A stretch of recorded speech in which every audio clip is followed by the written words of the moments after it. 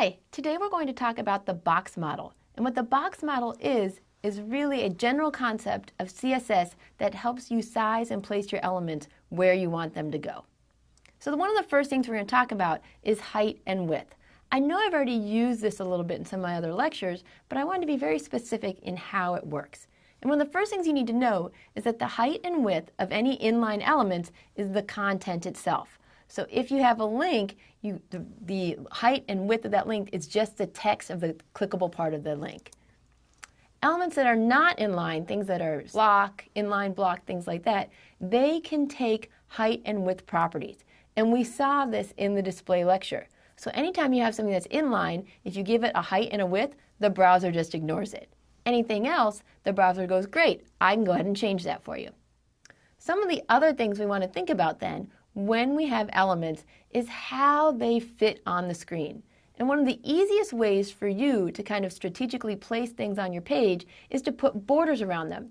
Even if you don't want those borders later in your final product, I find it's very helpful to have this idea of how much space an element is taking up.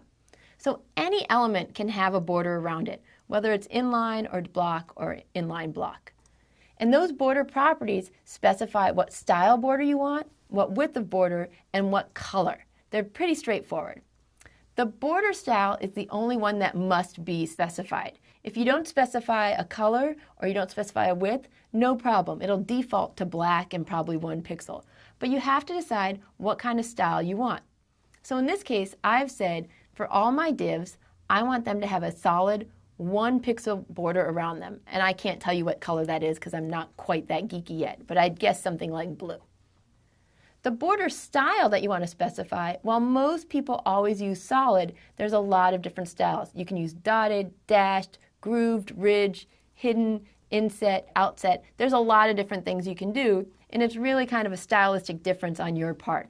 I don't really pay much attention to them because I've always just used solid myself. Once you've decided what kind of style you want, you can specify the width and color. So when it comes time to set the width, if you decide to, is you can set it in a number of pixels, or you can use the keywords thin, medium, or large. When it comes time to do the color, you can do the same thing we've been doing all along. You can just use the name, such as blue, the RGB value, the hex value, or just so you know, it's also transparent, so it can just take the color of whatever's underneath it. So when it comes time for you to specify how big you want your border to go, you can specify it in 4 different ways. In the first example, you just give it one number, in this case 3 pixels. And what it's going to do is it's going to put a 3 pixel border around the entire element, just like this. If you decide to give it 2 values, it's going to set a 3 pixel border on the top and the bottom, and a 10 pixel border on the left and the right. This is a really common way to set things up when you're doing borders and other properties because it's a really nice shorthand that's still very simple to understand and read. If you give it 3 values, it's a little bit trickier, and I always kind of stumble over what it is, so I'm going to pop the picture up just to make sure. The first value is always the top. You want your top border to be 3 pixels. The 10 pixels is for the left and right, and the 20 pixels is for the bottom. The last one is when you give 4 values. And when you give 4 values, that basically means top, right, bottom, left. And that's going to set the border to 4 different values. So most people either use the 1 value, the 4 values, and a few people use the 2 values as well. Mostly, and one of the reasons I show this to you is it can be really intimidating, or you're wondering what people are doing when they're going on. This is what they're doing. They're using shorthands so that they don't have to have border right, border left, border top, border bottom. Margin is basically that space that's outside of your border. It's between what I'd say you and your neighbor, or what I should really say is between the element and the element's neighbor. So it gives you kind of that elbow room where you don't want anybody touching you. With margins, whenever you give it a positive margin, you're basically saying move your element to the right or down. If you give it a negative margin, you're actually having it move closer to the neighbor. You're having it move left or upward. Padding is very similar in concept to margin, but instead the space is between the element and its border. It's kind of giving it a little bit of extra space inside. You might almost think of it as squishing the text in some cases. In the same way, whenever you have positive values for padding, you're moving it outward from the element. You're giving it more space. If you give it a negative padding, you're actually moving the border close to or maybe even on top of the elements that are next to it. So with margin and padding, all you're going to do is give a numerical value.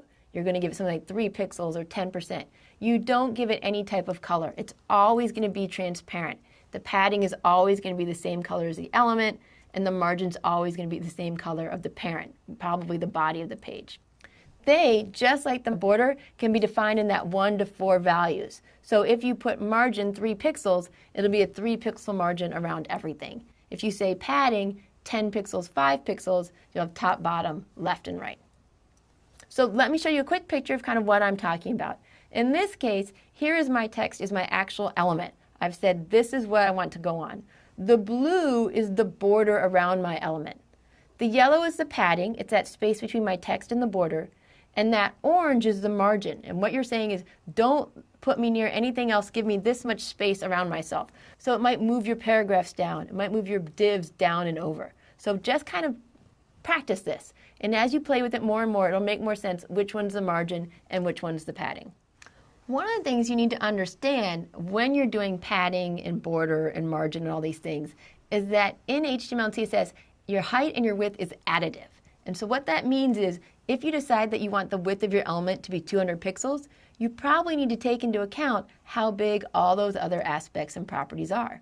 So in this case, part of the width is the margin plus the border plus the padding plus the actual element width itself. And so it all really adds up to get what we consider the actual width of your element. And this is going to matter when you're looking at your page and you're designing it and trying to decide how much space you want each element to take up.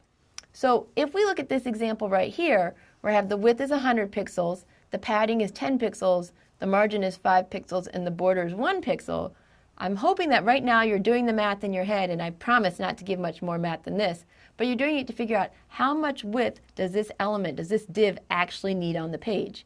And in this case, the width is 132 pixels. The 100 plus 10 plus 5 plus 1 plus 1 plus 5 plus 10. It all adds up. The height in the same way is your height plus the top and bottom padding, top and bottom margin, and the top and bottom border. All right, so when we talk about margin, I just want to kind of throw this slide in, even though it doesn't mesh with a lot of the other things we've been necessarily talking about. But it's because margin is very important for when you want to center elements on a page. When we wanted to center text, we could just use text align center, and everything looked really good. But when you want to center elements, it's a little bit more difficult. And so the default way to do this is to use the command margin 0 auto. So if you remember that first 0, that stands for top and bottom, and so it's going to not really care about that. The auto is what puts it left and right. Now, this is only going to work if the element happens to be display block, if the element is not floating, if the element has a width that's not auto, which means that you set it. And then this last one is if the element is not fixed or absolute position.